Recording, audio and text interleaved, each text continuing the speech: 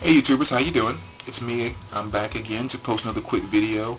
And this is actually kind of a video response to a question that was asked by, I believe you pronounce the username as What's Up Hamadi. But he had a really good question, and it was, what are your 5 most influential albums of all time that have defined your musical taste? So in other words, I'm a big metal fan, but the question was not what's your favorite metal album of all time, but what was the album that drew you into metal that now is one of your favorite genres that really define your musical taste? So very deep question, very, very cool question.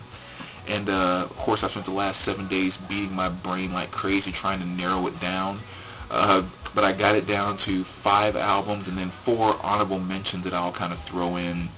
So let's start off here with the first one, which is probably not a shock. I'm sure this will be on a lot of people's lists.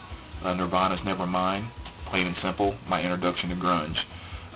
When this came out back when I was in high school, I was mainly listening to rap music and kind of poppy hair metal. That was kind of my thing, so this is my introduction to grunge. I also think it's really cool with this album that, as you know, music kind of goes and flows over the course of time where something dies, something else comes in, and it usually takes place over a period of time with a number of bands. But I've always thought that it was kind of very cool that it was such a defining moment when, hair metal was kind of on its way out anyway to a certain degree, but this album just came out and basically stomped it out in one day and threw grunge out to the world the next day, and it was just kind of an instant pickup. And there's just very few times in musical history you get to see stuff like that. Maybe the Beatles here and stuff like that, but that's just something I've always really kind of admired about,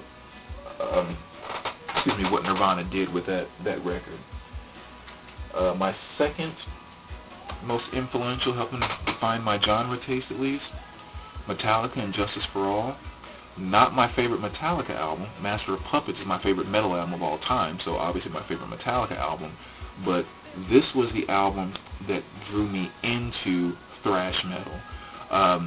For example, I had a friend that gave me a bunch of tapes back then, and 2 of the tapes that he gave me had Master of Puppets in it and Ride the Lightning.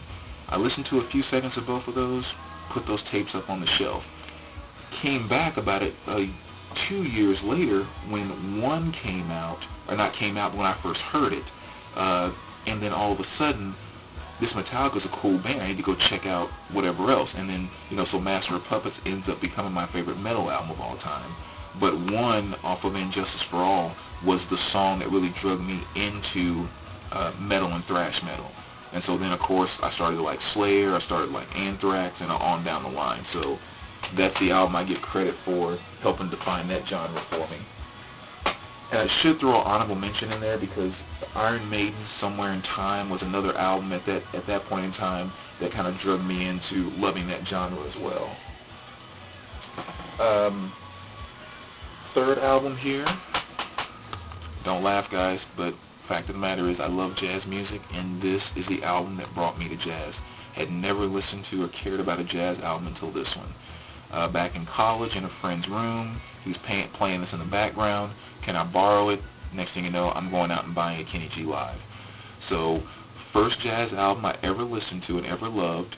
And, today, of course, I've learned about your John Coltrane's, Miles Davis, and Brubeck, and Thelonious Monk. I can never say his name right. And all those guys. And of course, John Coltrane's Love Supreme is my favorite jazz album of all time. But Kenny G Live was the one that actually drew me into liking jazz music on any level. So definitely gotta love that one.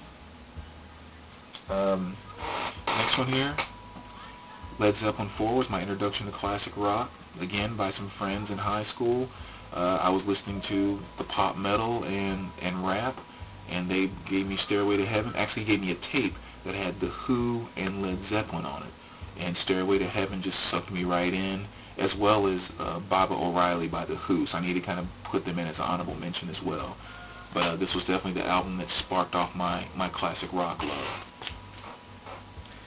And the last album, which is the 5th one that I narrowed it down to, African Bambaataa and Soul Sonic Force, and it's because of the song Planet Rock. that song automatically defined for me what hip hop is supposed to be about. Togetherness, dancing, partying, grooving, having a good time, and just kind of enjoying the atmosphere of getting together and celebrating, for lack of better terms. What the heck hip hop is doing today, I have no freaking idea. But that's a whole other story. So that's why I chose this album, because this has defined what I consider to be hip hop and what's not hip hop. The feel and nature of that song in and of itself. So those are my 5 albums. Like I said, I think that most influence my love for certain genres. And what am I doing on time? Okay, so let me kind of throw my honorable mentions in here. EPMD, Strictly Business, will definitely be one of my honorable mentions, and for the exact same reasons I just mentioned about African Bambaataa. On the rap side of things, this represents what African Bambaataa represented to me on the hip-hop side of things, because to me, rap and hip-hop are 2 totally different things.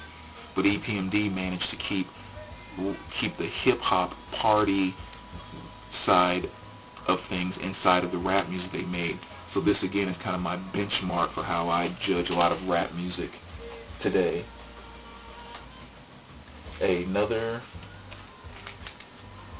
honorable mention is going to be Billy Idol's Rebel Yell, and I say this because back when I was younger, I'm helping my mom clean the house one day. TV's on in the background. The video for Eyes Without a Face comes on, and I see Billy Idol. I'm like, oh, what's this? Let me check this out. This is before, kind of, I knew about MTV and all that stuff. And I sit there and watch that video and see this spike-haired guy kind of acting tough, doing this Billy Idol lip thing and all that.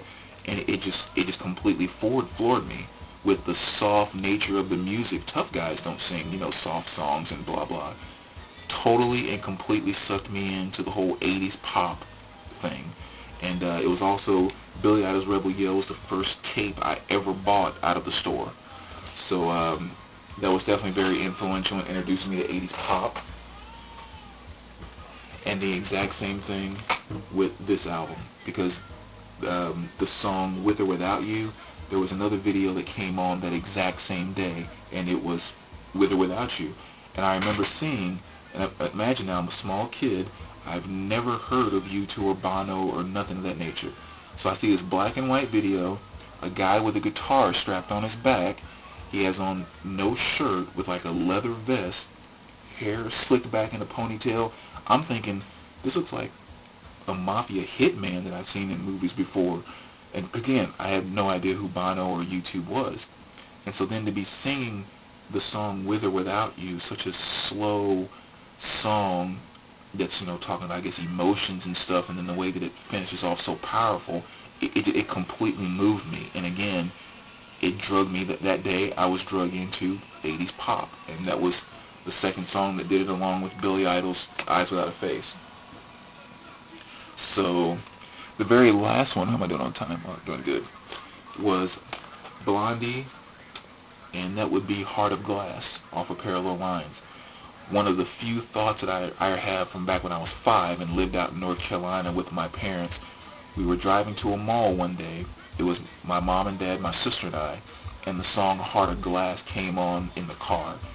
And that was the very first time I can ever remember desiring to be around or be friends with or be next to a woman, and not from the standpoint of, I wasn't sexual or anything at that age, but just there was something about it that made me want to be closer to that. So I think I can honestly say Blondie kind of moved something in me at that point in time that I wasn't even aware of what it was.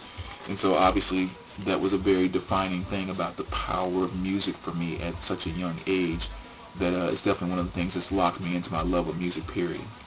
So those are my picks, guys. Definitely send me a response video and let me know what your guys are. All right?